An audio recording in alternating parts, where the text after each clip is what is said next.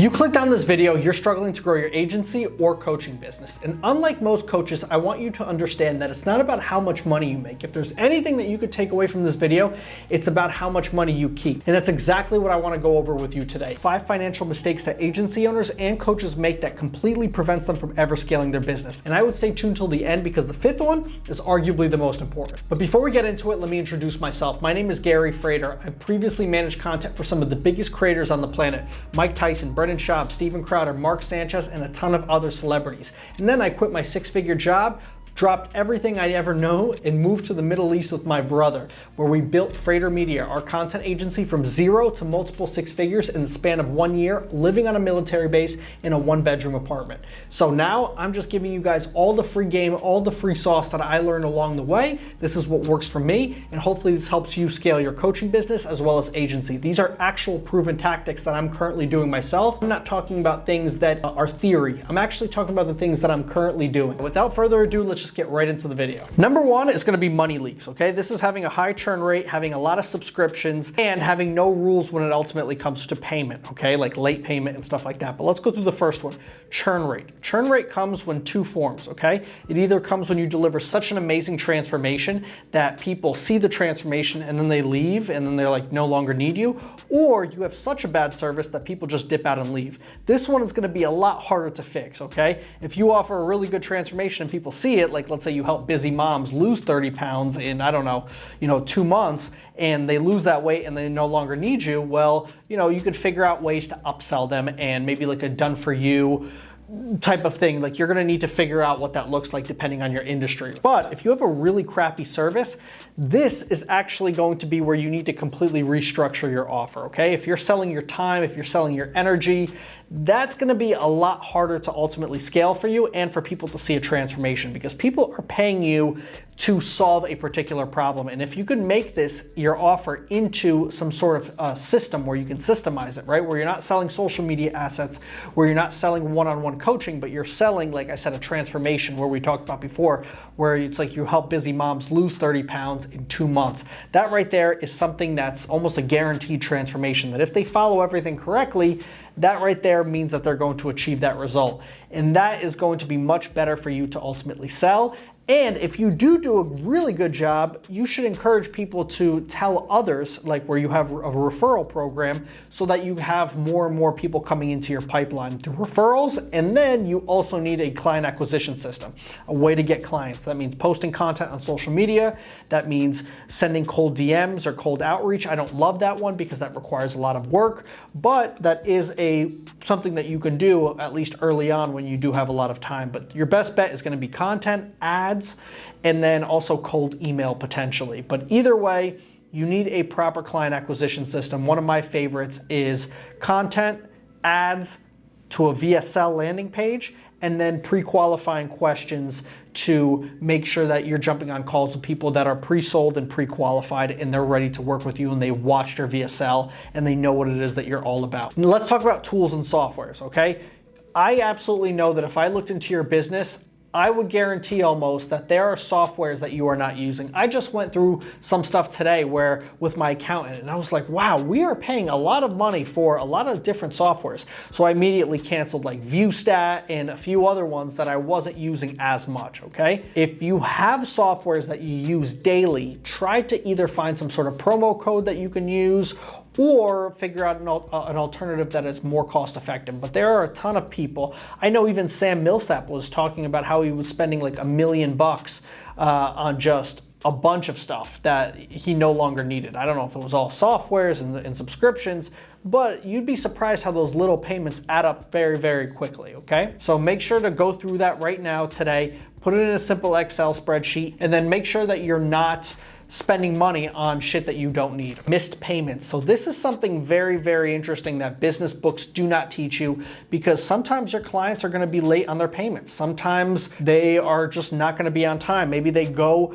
payment, and then something happens in their business and they miss a week or two. This is ultimately where you need to decide. Do you want to, let's say, slap on a 15%, tax, let's say, and you just say, hey, after 7 days, I have to add on an upcharge of 15% because you're late on your payments? Or do you have such a good relationship with them where they pay you, let's say, $20,000, $30,000, $40,000 a month, or even $15,000 a month, and you're like, you know what?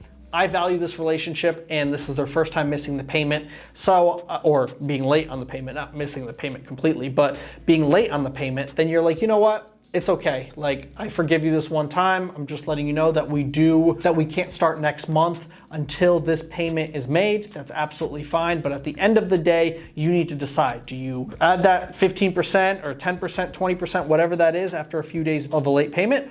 Or do you just say, it's okay, I understand, we have a really good relationship? That is going to be up to you, and that's not something any YouTuber, any coach out there can tell you unless he or she understands your business, in depth and your relationship with the client. So it's gonna be something for you to figure out. Number 2, low-paying clients, okay? This is going to prevent you from being able to scale as fast or maybe even at all. There was a point where we took on low-paying clients. I'm talking about like $1,000 to $2,000. It was an absolute nightmare. And I will tell you, it made me hate my business. The reason being is because $1,000 to $2,000 clients, that is a lot of money to them, okay? They're typically working a 9 to 5, or maybe they're a freelancer that has a little bit of money, but that's still, either way, that $1,000 to $2,000 is quite a bit of money for them, so therefore they need to see a result. And things like, content or client acquisition, that kind of stuff takes time, okay? And whatever service you're offering, you might not be able to just offer a result right away, right? Like, things take time. You need to put in effort, you need to put in the work, and low-paying clients do not have time for that. Therefore, you can take on a lot of low-paying clients, and they're likely not gonna see as big of a result or even, really be happy. They're probably just gonna be satisfied because they have high expectations and they're very, very nitpicky, and they want you to guarantee them a result. Or work with high profile clients that are gonna pay you $5,000, $10,000, $15,000, $20,000, and they're not gonna be as picky and they're not gonna be as on your ass, because to them, they make a lot more money and they're also paying you to solve them a problem. So the biggest difference here between charging low paying clients and high paying clients is, number one, your experience, your testimonials, but also what kind of problem are you ultimately solving? Are you solving a low-level problem that's a $750 problem? Or are you charging, $5,000 to $10,000, $15,000, but you're solving a massive problem? Either you're making somebody else money or you're saving them a ton of money. From my experience, it's always better to have 1 or 2 or 3 clients that pay you high ticket, $5,000, $10,000, $15,000 than it is for you to have, 15 clients that all pay you $1,000. So something to think about, and that right there is going to help you scale a lot faster if you start upselling and charging more for your services. The third biggest mistake that agency owners and coaches make that actually prevents them from ever scaling their business is the fact that they don't allocate resources and money to things like content creation, client acquisitions, or just internal systems to actually help improve their product, help improve the way that they operate as a whole. You see, you need to spend money if you want to make money. And for me, one of the biggest things that I did when I first started to make money is I hired a team to actually do my content. The reason being is because I knew that every dollar that I was spending outside of the company was ultimately going down the drain if I was not investing it properly. And so I hired a team to do my content.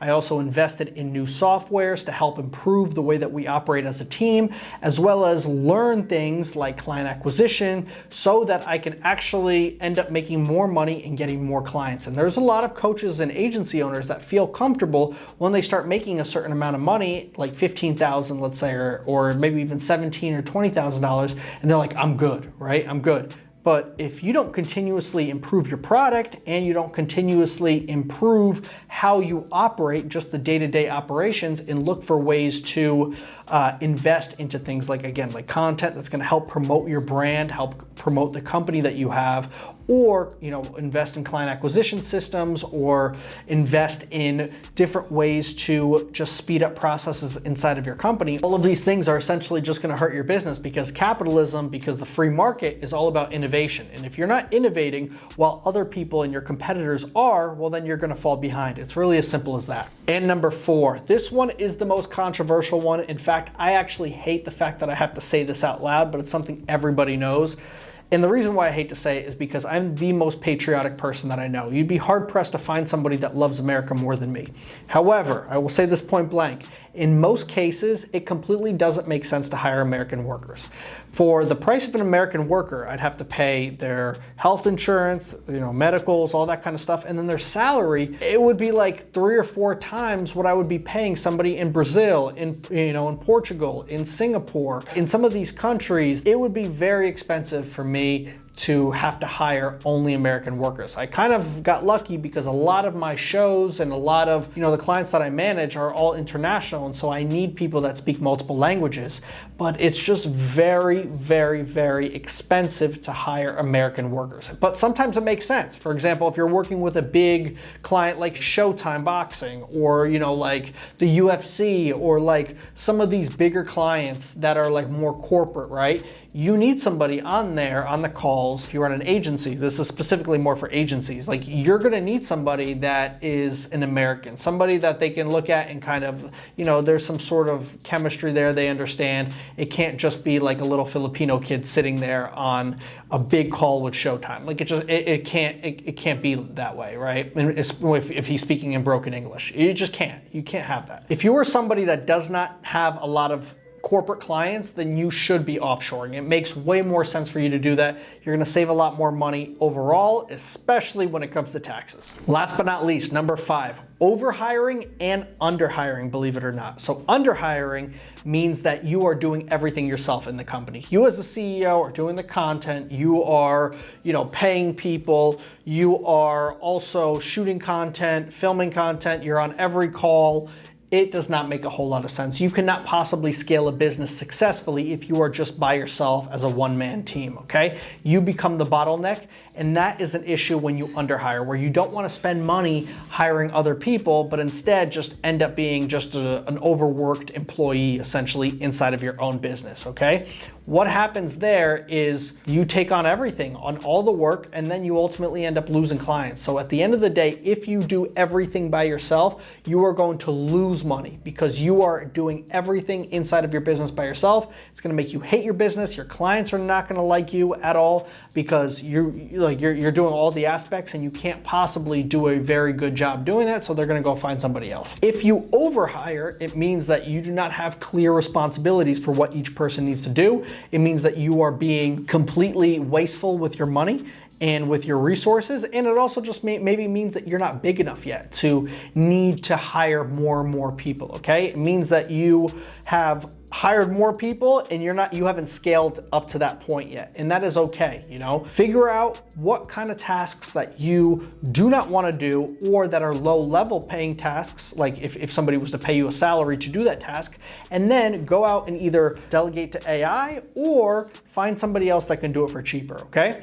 And either way, that is going to be much better for you, because that is going to clear up more time for you to actually go handle the bigger things that you need to ultimately focus on. Like I always tell people, I can do a lot of things extremely well, but I can't do everything extremely well. You could either get me at doing everything okay, or I could focus on just the highest level tasks that require my attention, and I can do that extremely well. The point though here is hire people to do the tasks that you either don't want to do, or that just aren't a good, chunk of your time. It's not time well spent, and instead you could have somebody else do it for cheaper. Guys, thank you so much for watching. That was 5 financial mistakes that agency owners and coaches make that completely prevents them from ever scaling their business. If this video wasn't enough and you want to work one-on-one with me, make sure to click the link below. Otherwise, I'll catch you guys in the next video.